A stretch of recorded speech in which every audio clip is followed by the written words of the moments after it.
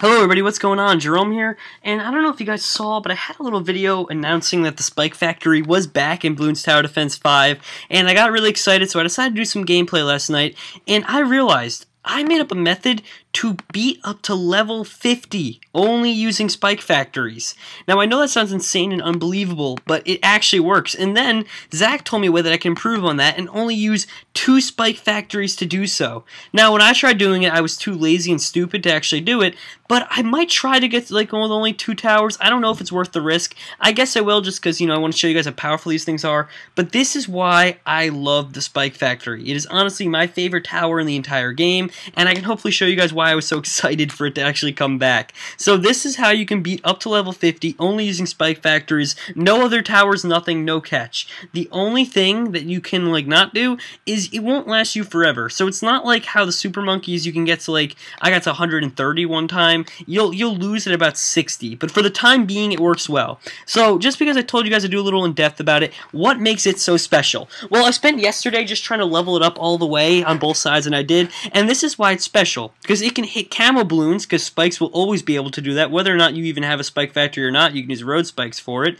But if you upgrade only twice to the left, you end up getting an upgrade that allows you to pop lead balloons. So already you can pop 2 special types of balloons, lead balloons, and you can also pop camo balloons. Now the other cool update for it is if you upgrade 3 to the right, you get something that allows you to super pop Moab balloons, like the big like fucking blimps. Yeah, you can pop that with an upgrade to the right. So then you already have that. Plus it produces them very cheaply and fast. There you can hit 3 special types of balloons. But wait, there's even more now. Because they're spikes in nature and they automatically hit consistently till the like, target dies pretty much, it doesn't give any kind of heart-shaped balloons enough time to recover. So bam, it's already got defense against your heart-shaped balloons. Now number 5 that you have that is really cool, you also finally, you can hit ceramic balloons. Although ceramic balloons could always be hit by spikes and they can hit by any target, it does super damage to ceramic balloons. And I'm not just saying like, oh, super damage, oh, look at that. Like, no, like you don't understand. It actually does an extremely high amount of damage to ceramic balloons. Like, it can literally destroy them if you upgrade to the left, 3 to the left.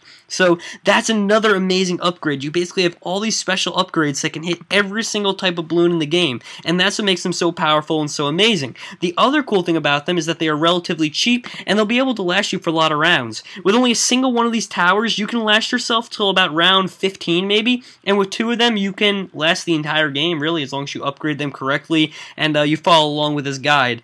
Now, I know I haven't been talking about what's going on in the gameplay, because I haven't really done much. It's self-explanatory. You take one tower, and then you build a second one. That's all I've done. So you haven't missed me upgrading anything. If you're wondering how I'm doing this so you can follow along, that's really all there is. Now, for me personally, I'm kind of a little disappointed in one regard, that they didn't make this sooner, because now I look like such a dumbass going through all these extreme strategies to get to level 50, when you could just do it with 2 spike towers, which leads me to believe that they are going to kind of depower it pretty soon, just because of how effective it is. It is so cheap to upgrade them, and it is so amazing. But one thing I want to say is, make sure you put them in the back of the map, because what happens is if you put them up front, watch me just show you guys, ready? I want you guys to count with me on this one thing, just so you can see. I'm not going to say it yet. I just want, hold on, you ready? Set. I'm going to wait for the balloons to stop coming through. Alright, hold on. Wait for it, wait for it. 1, 2, 3, 4, 5, 6, 7, 8, 9, 10, 11, it had 11. You had, without even upgrading it to faster, like to shoot out faster production, it had 11 spikes for each of them, which comes to a total of 22 spikes, which coming and popping out of there at piles of 5, that is 100 and... what is that, 20? So 100 spikes, basically. I didn't count the extra one because I didn't feel like being a dumbass. I didn't really care. So you get 100 extra spikes if you put them at the end as opposed to the front that can do damage. Because say they pass by and this guy keeps producing spikes right here on the track, guess what? It does jack shit for you. But if you keep them in the back, that's 100 extra spikes that I was able to use on them. So it really does good if you put them towards the end of the track. You get more bang for your buck, basically. And then you can keep upgrading production rates, and that way you'll get even more than that. But that's just what you get so far. So really, it's a very good upgrade right there, and I suggest that you all use that. It actually does work very, very well for you. And I don't know, personally, I just think that you should definitely use that.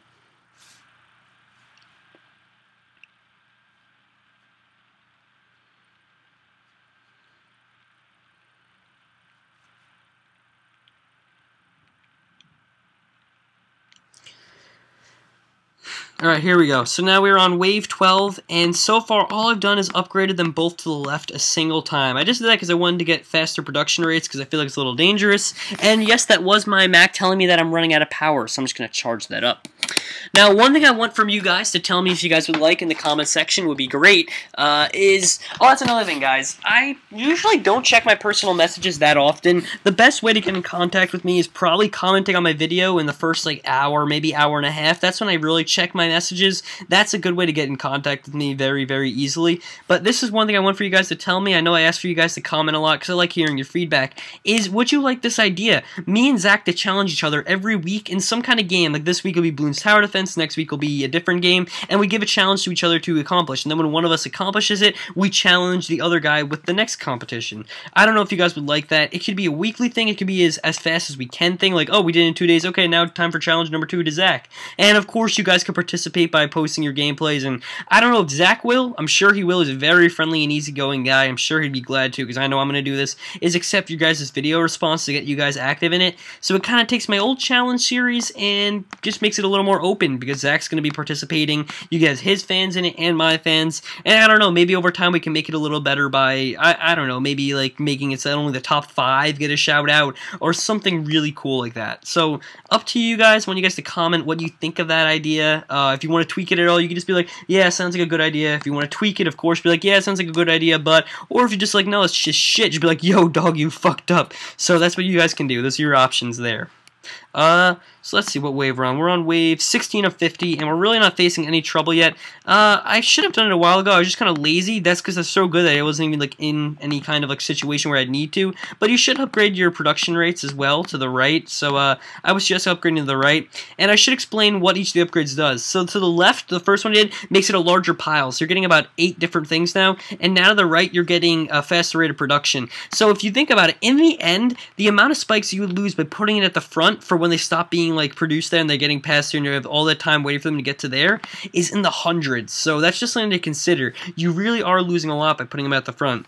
And now, bear in mind, guys, if you're playing this for real and you're not just trying to do this as a challenge like I am by only using spike factories, it's really, really, really good right now if you put a glue gunner in the very front just slowing them down. Honestly, if you put a glue gunner in these spike factories, you set yourself up. You are ready to go. Like, you can't lose. You really can't lose in that situation. And I'm not just saying that. It honestly is extremely difficult to lose if you have a glue gunner that is hitting... You only have to upgrade him twice to the left so that he gets his acid dissolving power, and then you upgrade him 2 to the right, which gives him a thing that lets him hit 6 targets at once, and you can just leave him there, and he'll literally do the rest of the work for you basically the entire time.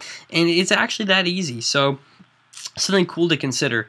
There's special abilities for the spike tower. Once again, this whole entire gameplay is going to be focused around spike towers, so sorry if you're not interested, but spike towers meant a lot to me. I've been waiting for this. I've kind of mentioned it all the time in my videos, how I wish that they'd come with it, and I'm just very excited that they did, because it makes the game a lot easier and a lot more fun, I think, in my opinion. But one thing that's really cool is that with the spike tower, I'm trying to remember what it was. Oh yeah, if you upgrade it all the way to the right, their special ability is basically something that covers the entire tract in like spikes that will disappear after about, I think, 5 seconds if they don't pop a balloon in the meantime. But if you have like this situation, like right here, boom, every single thing on the track will get hit with a spike. It actually is, it's pretty insane if you think about it. That does a lot of damage. It usually won't kill everything if you get to the later rounds, but it'll certainly do enough damage that it'll, you know, send them back quite a sum. Now, the cool part about the upgrade to the right, the third upgrade called Moab Shredder, is that what it does is it, not only does it make it so that it damages Moab balloons a little bit more, actually a lot more, I should say. Oh, we got to upgrade to the lead. I forgot about that. So you can upgrade them 1 to the left, or 2 to the left right there to get to your lead popping called White Hot Spikes. Now watch, you ready? Here come the lead balloons. Boom, dead. They didn't even come into the tunnel. You didn't even get to see them. But that's what happens when they try and get through there. So that works out very, very well. And, so I was going to say, the upgrade to the right here, not only does it do that, like hit extra damage against Moabs, it produces them at an insane rate. Like, you don't understand. It'll, like, in my opinion, I don't know. I'm saying opinion because I don't know the actual statistical fact. It appears that it's about twice the rate. It might be something more realistic, like 1.6 times or 1.7 times, but it looks like twice the rate. But I'll put it at 1.7 just so I don't seem like some kind of, like, tool that just throws numbers out there. I'm going to say 1.7, I'm going to say. I don't know. I mean, I could look up the coding, but I don't because I'm lazy. Maybe I'll do that one day if I'm not being too lazy. Now, if you're wondering what that upgrade is to the left, it is basically a spike ball. It does extra damage. It doesn't give any more spikes on it, but it does so much extra damage, and this is the one that can specifically do a lot of damage to ceramic balloons. That's what they're made for, really, but they also just do a lot of damage in general, so I don't know. They're if you like that, you can use them. I would suggest upgrading the right if you're trying to get to wave 50. If you want to go beyond that, then yeah, get a couple of those going. But of course, I'm only building with 2 towers. At this point, if you were playing for real, I would suggest building 3, 4, maybe even having 5 spike towers going right now. They may not be the most upgraded in the world, but trust me, it'll make a difference, a very, very big difference. But if you're like me, just trying to use 2 towers, keep on with the strategy that I'm showing you guys. It'll help out a lot. Also, I want you guys to note one thing. This guy on the right is only upgraded one more time to the right than this guy on the left is. If you look, he doesn't have that one upgrade right here, even faster production, that this guy has. But I want you guys to actually think about it. Kind of look at the differences of how fast they produce. This is why it's so good. Look at that. Look how fast it's producing. It's got to be producing at like 50% higher rate. So that's really, really amazing that it can do that. But now here's when you're going to start getting into a little bit of trouble. You will have a few break through this round, but that's not going to be the biggest issue in the world because now you have the mob share. Just watch how fast he's producing them. You ready? Now watch his rate. That's not even fast forward mode. So you ready? Here we go. Boom. Look at how fast he's running on the right. Look at that. Literally, what can get through there? That's what I gotta ask you guys. What in the world is possibly going to break through that? And the answer is nothing, really. You're kind of, just by building one of those, you set yourself up for the mid-40s. But building the second one, you set yourself up to wave 49, where you're going to need to upgrade them fully to the right and use the ability to get past it that far. But besides that, it really will last you, basically, the entire game. You basically set yourself up now with just that, as you can tell. Now, make sure you start upgrading the one on the left as well. You want to get him to use the mobility, too, because you don't want to get cocky. You want to keep them upgraded as fast as possible, and you want to make sure that you stay in the game. Because remember, 2 towers is pretty risky when you think about it, especially of the same type. Although they can hit every target, so that's one way to think about it. I don't know. Now, my own interpretation of it, or like what I kind of think about this, I think the spike tower is amazing. I do agree that it's overpowered, but I kind of like that. It makes things a little bit easier. I think it could help like draw people in, because the average player that's not that good, it's a very good tower to get them like situated with the game. And I think you have to be a certain level to use it. Like all towers unlock after level like I think 30 is the max. Maybe it's like level 35 you get it. So I think it's cool. It's something you have to reach for. It'll definitely make people stick around in the game, because I feel like a lot of people play it and they kind of forget about Bloons Tower Defense after they unlock everything. This will kind of keep people around for a while, I think, because it'll make some challenges a little more easier for them. So I think that's really cool that they added it. Now notice how we have 2 of them producing at the same time. Just look at that pile build up. That's actually insane. That's like not right at all. And now look at this, an entire stream of black balloons and zebra balloons. Just look at that. It's like denting it, but like, hold on, I'll tell you guys when we get to the halfway. You ready? Wait. Halfway mark. No, not even. Now halfway mark. Look at that. It only made it halfway down the stream by the time it got there, with some of the best balloons in the game. That's an amazing setup. Now, you ready? Rainbow balloons. Very powerful. Hold on. Nothing. Not even a quarter of the way right there. That was maybe 20% of the way. So really, like, this is an amazing, amazing strategy. Now, a cool thing about its upgrade with the Spike Storm is that Spike Storm will actually generate very quickly. Its cooldown time is so quick. I want you guys to watch the bottom left-hand corner of the screen right there. Watch how fast it regenerates. Ready? We're going to use it once right now. Boom. Ready? Now watch this. Look how fast it's regenerating in this amount of time. You ready? By the time these guys make it around the track, it is just about halfway. Yep, it's more than halfway done before they can even make it around the track. So just think about that, guys. It produces very, very, very, very fast, and the cooldown time, I don't know, I like that. Look, watch, ready? Boom, look at the heavy damage it does, and the cooldown time is so fast. The only thing is when it doesn't hit a target, it will disappear after 5 seconds, but that one offset is enough just to give you time to stack so many different things right here that you're kind of set up. It really does great things. I don't know. That's what I think.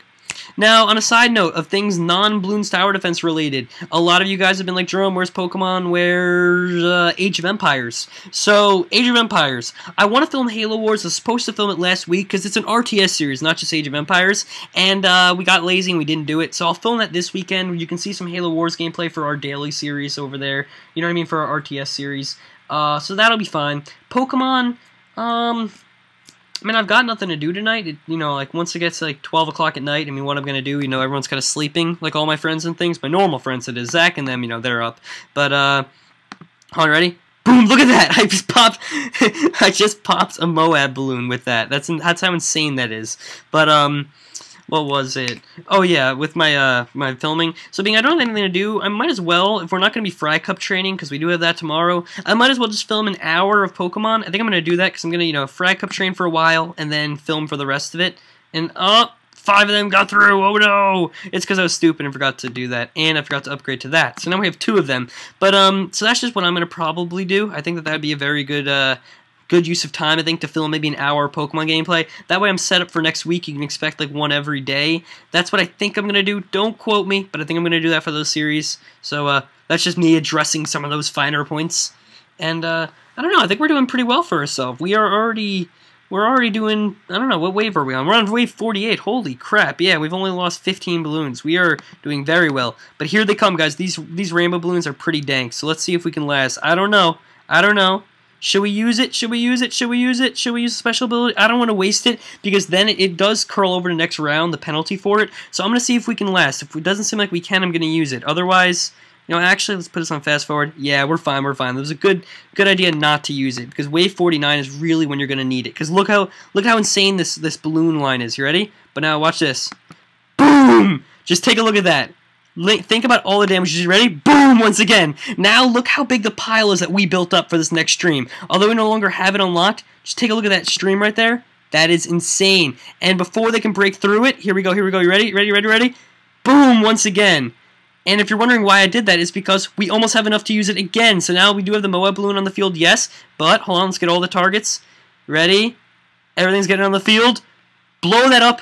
Look at how much damage we just did. And now watch this. By the time they get to the end there, we're doing heavy, heavy damage. And once more for the crowd, everybody. Boom. Look at that. Only using 2 towers, we beat the entire first mission on easy. You could do that on almost any single track that there is on easy mode. Actually, everything except for, there's only one. It is the pipe challenge, the one that has the 2 different exits. You can't do it on that. But besides that, you can do this on, oh, and the lava pit probably. Those 2. I haven't tried lava pit. The other one Zach tried, you can't do it. But the lava pit, you probably can't either. Anyway, besides that, though, you can do it on any other track with only a single exit. So I hope you guys enjoyed this, and I hope you learned something. Good night, everybody.